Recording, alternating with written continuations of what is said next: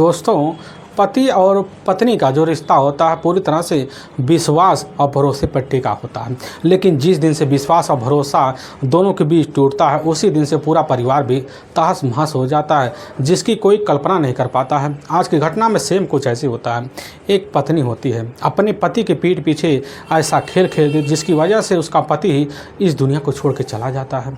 अब लेकिन जब पुलिस इस केस की गहराई से छानबीन करती है, मेहनत करती है, तो पुलिस की जो मेहनत होती है बड़ी जल्दी रंग लाती है और लोगों के सामने सच्चाई जब निकल के आती है तो लोग हैरान और परेशान हो जाते हैं कि आखिर ज़िंदगी बसाने के लिए एक औरत कैसा फैसला ले सकती है। आखिर क्या था इस घटना में, इस घटना में क्या हुआ, इस घटना की आप पूरी तह तक सच्चाई जानने के लिए इस वीडियो को आप लास्ट तक ज़रूर देखिएगा। नमस्कार दोस्तों, मैं प्रदीप कुमार आपको इस चैनल पे मैं स्वागत करता हूं। दोस्तों आज की यह जो सच्ची घटना है, यह घटना सुनाने से पहले मैं आपसे छोटा सा रिक्वेस्ट करना चाहता हूं, क्योंकि आप अगर इस चैनल पर नए हो, पहली बार आए हुए हो, तो एक बार जाकर अपने इन्हीं प्यारे हाथों से आप इस चैनल को लाइक और सब्सक्राइब और शेयर ज़रूर करें, ताकि आपकी वजह से इम्पोर्टेंट होने के नाते यह जो वीडियो है यह काफ़ी लोगों तक पहुंचाया जा सके। और साथ में एक बार अपना नाम के भी कमेंट जो होता है हमारे बॉक्स में कर दीजिएगा, ताकि आपका नाम कल के वीडियो में बड़े प्यारे लफ्ज़ों में हम ले पाएँ। दोस्तों आज की यह जो सच्ची घटना है, यह घटना है ठीक है उत्तर प्रदेश, और उत्तर प्रदेश का ही जाना माना एक ज़िला पड़ता है अब इधर गाजीपुर, और गाजीपुर में ही इधर जो होता है एक थाना कोतवाली क्षेत्र पड़ता है, और उसी क्षेत्र में ही एक बड़ी बाग चुंगी पड़ता है, और उसी चुंगी पर ही एक काशीराम आवासीय कॉलोनी है। मैं बात कर रहा हूँ उसी काशीराम आवासीय कॉलोनी के पास हुई घटना के बारे में, जो ठीक 24 अप्रैल की बात है।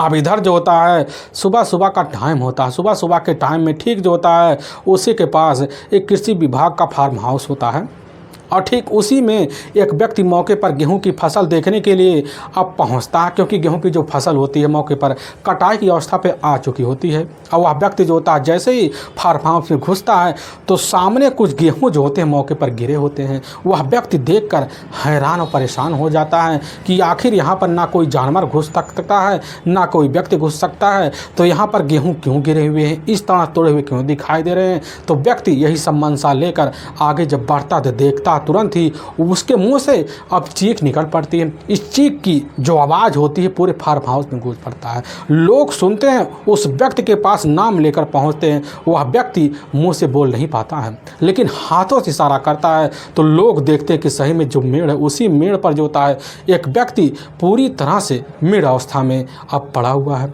अब इस तरह का नज़ारा देखकर लोग तुरंत सस्तन से रह जाते हैं। अब इसकी जो सूचना होता है अब उसी वक्त जो होता है मौके पर अब कोतवाली में दे देते हैं। अब कोतवाली के मौके पर जो इंस्पेक्टर होते हैं धनंजय मिश्रा अपने दल बल टीम को लेते हैं, और लेने के बाद ठीक जो होता है कृषि विभाग के फार्म हाउस में पहुंचते हैं। खेत में जब घुसते हैं देखते हैं कि वहाँ आपको मौके पर कर्मचारियों की भीड़ लग चुकी है। अंदर जाते हैं तो देखते हैं एक व्यक्ति पूरी तरह से वहाँ मृत अवस्था में पड़ा हुआ है, जिसकी उम्र लगभग 30 से 35 साल के आसपास होता है।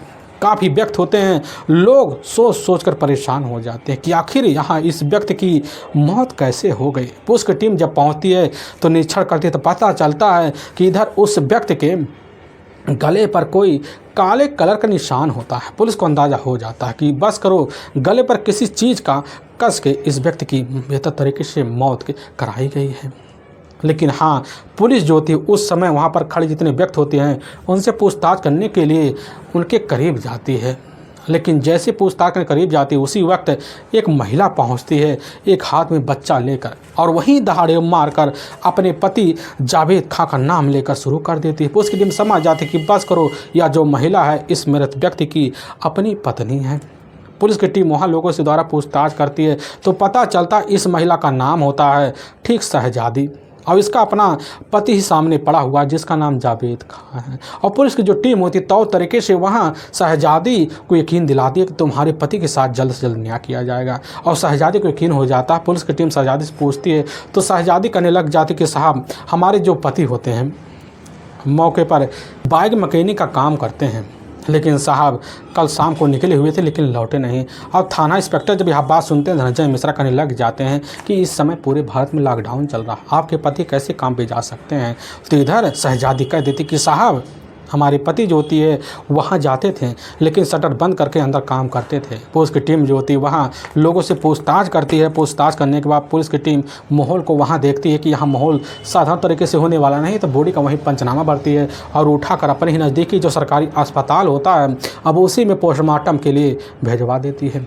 इधर पुलिस की टीम जो होती है इस केस की छानबीन करने के लिए शहजादी को अपने साथ लेती है और लेकर थाने पहुंच जाती है। उसी के तहरीर पर अज्ञात हत्यारे के विरुद्ध धारा 302 और 201 के तहत जो होता है हत्या का मुकदमा दर्ज कर लेती है। और पुलिस की टीम इस केस की छानबीन करने के लिए सबसे पहले अब जो होता है एक टीम गठित करती है। वह टीम जो होती है जानना चाहती है कि आखिर जो था शहजादी और जावेद खान के बीच, पति पत्नी के बीच क्या रिश्ता सही पनपा था या इनके बीच कुछ मनमुटाव थे। इसी जानकारी के लिए पुलिस की जो टीम होती है सादे पोशाक में अब पहुंचती है काशीराम आवासीय कॉलोनी, जिस कॉलोनी में जावेद खान और उसकी पत्नी अब इधर जो होता है खुद शहजादी रहा करते थे। पुलिस की टीम जब वहाँ पहुँचती है वहाँ काफ़ी लोगों से पूछताछ करती है और जब पूछताछ किया तो पता चलता कि इधर जो होता है जावेद खान के गैर मौजूदगी में एक युवक का जो होता है शहजादी के साथ काफ़ी मिलना जुलना होता है। और पुलिस का जो शंका होता है अब बढ़ जाता कि बस करो इनके घर में झगड़े तकरार के जो कारण होंगे बस वह युवक बना होगा। इसलिए पुलिस की जो टीम होती है शहजादी का मोबाइल नंबर कैसे न तैसे ले ही लेती है और जब ले लेती है उसके मोबाइल नंबर का CDR DTL का पूरा डाटा निकाला जाता है। एक एक डाटा पुलिस के सामने निकल के आ जाता है तो पता चलता शहजादी के मोबाइल के नंबर पर जो होता है एक युवक के द्वारा बार बार कॉल किया जा रहा होता है और घटना वाले रात भी युवक के द्वारा शहजादी के नंबर पर लगभग 5-5 मिनट कई बार बात किए गए होते हैं। और पुलिस की टीम जब उस अनजान नंबर के बारे में जानकारी लेती है पता चलता अनजान नंबर जो होता है इधर जावेद खान के घर के सामने रहने वाला इधर सिकंदर का नंबर होता है। और पुलिस की जो टीम होती है बिना टाइम गंवाए सिकंदर और साथ में शहजादी को अपने कस्टडी में लेती है। और शंका के आधार पर थाने जब जावेद और इधर जो होता है खुद शहजादी को लेकर पहुंचती है, दोनों एक दूसरे के सामने होते हैं। सिर्फ दोनों एक दूसरे का चेहरा लगते हैं लेकिन चेहरे की भाप को देखकर थाना इंस्पेक्टर जो होते हैं अब इधर धनंजय मिश्रा पूरी तरह से पहचान कर लेते कि आगे दोनों बोलने के वाला क्या है। इसे पुलिस की जो टीम होती है दोनों के ऊपर शक्ति दिखाती है और चंद मिनट के अंदर जो था शहजादी अपने पति जावेद खान की हत्या का जुर्म कबूल कर लेती है।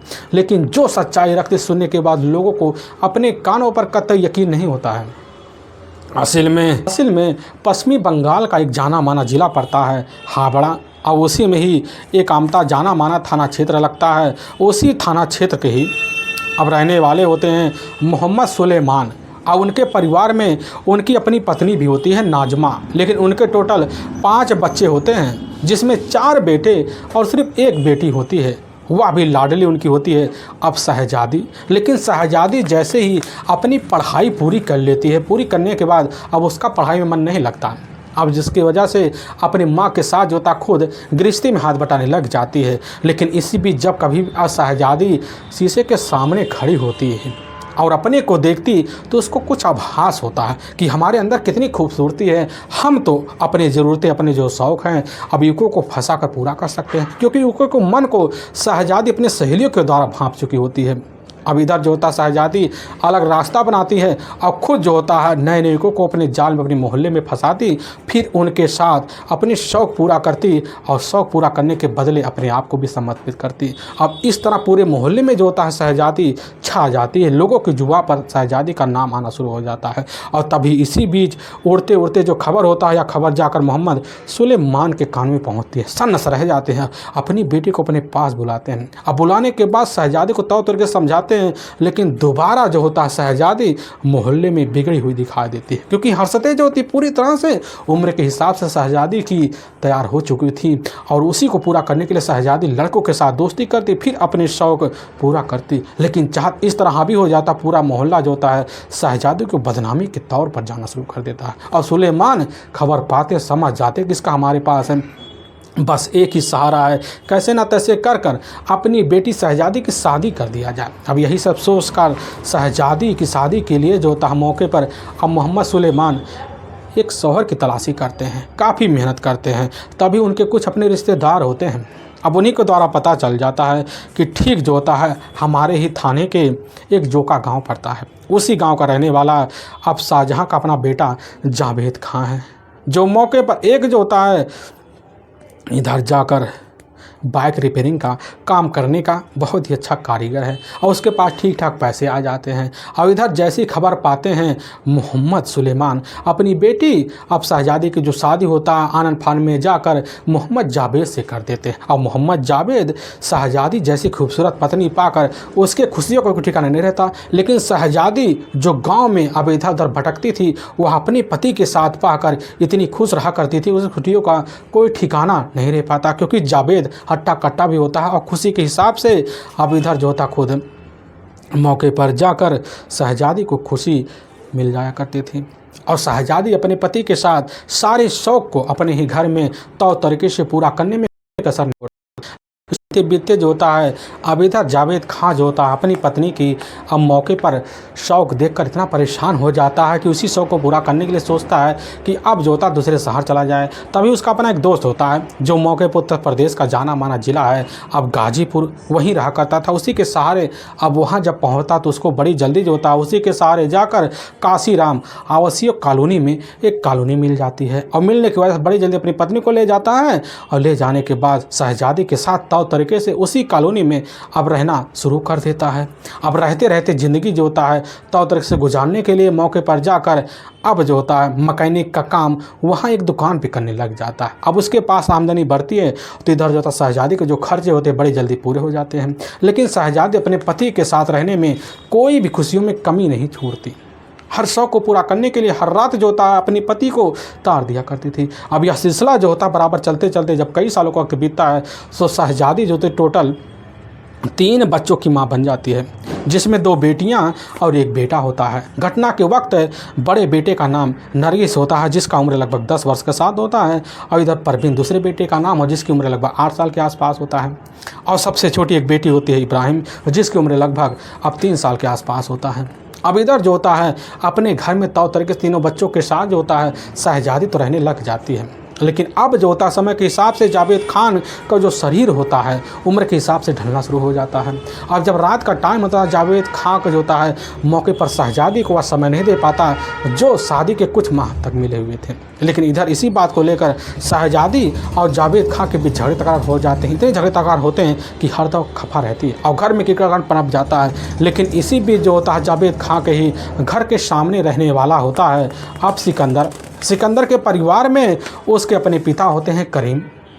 मौके पर सिकंदर जो होता है वह एक ड्राइवरी का काम किया करता था, कार चलाने का उसका अपना कारोबार होता है जिसकी वजह से उसके सारे शौक़ वह शौक़ बड़ी जल्दी पूरे हो जाते हैं। लेकिन इसी बीच जो होता है एक दिन दरवाजे के पास खड़ा हुआ सिकंदर होता है उसकी नज़र जाकर एक कल पर पड़ता है। उस कल पर पानी भरने के लिए पहुंचती है इधर शहजादी की खूबसूरती देखकर पूरी तरह से वही सिकंदर मोहित हो जाता है और समझ लेता है कि मुलाकात करने के लिए हमें कौन सा रास्ता देखना चाहिए। और तभी जावेद के घर जो होता पहुंचता है और जावेद से जो होता है मौके पर कुछ पैसे मांगता है और जावेद जो होता सहायता के तौर पर पैसे सिकंदर को दे देता है। अब इधर सिकंदर को पैसे दूसरे दिन बड़ी जल्दी लौटा दिया जिसकी वजह से सिकंदर का यह भरोसा उसी समय यकीन बदल जाता है कि अब जो होता जावेद और हमारे बीच दोस्ती हो चुकी है, अब मिलने के लिए बड़ी आसानी होगी। और उसी वक्त जो होता है अब जावेद को सिकंदर भाई भाई कहकर बुलाना शुरू कर देता है और घर में जब जाता है तो इधर शहजादी को भाभी कहना शुरू कर देता है। और बड़ी जल्दी जो होती है शहजादी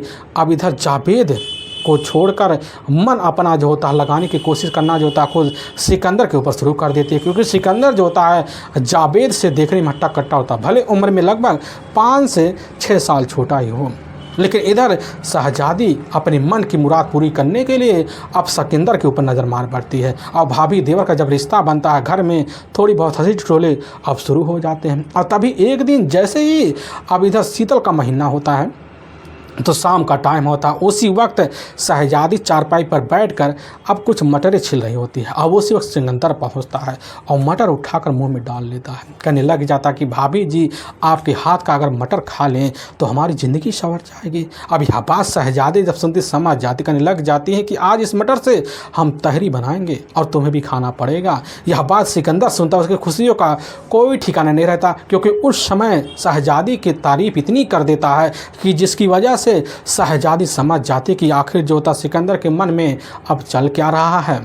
और तारीफ़ों का पुल सुनते सुनते जो होता है शहजादी का दिल इतना खुश हो जाता है कि इनवाइट कर देती है शाम को खाने के लिए। और शाम को जो होता है अपने पति से पहले जो होता है इधर सिकंदर को बुला लेती है और खाना उस समय परोस देती है। सिकंदर जब खाना खाता है, खाने के बाद इधर शहजादी कितना तारीफ़ कर देता है, भाभी भाभी कहते हुए तो तरीक़ करने लग जाता कि अगर हमारी पत्नी कोई बने तो तुम्हारी जैसी बने। यह बात जब सुनते शहजादी कहने लग जाती है कि आखिर हमारी जैसी पत्नी पाने के लिए तुम्हें तनिक मेहनत ना करना पड़ेगा। यह बात सिकंदर सुनता चौंक जाता, कहने लग जाता है कि हमारे जो शौहर है जावेद खान, वह अभी तनिक भी मेहनत ना किए, हम उनके इधर भविष्य में आ गए लेकिन हमारी ज़िंदगी तहस महस हो गई है।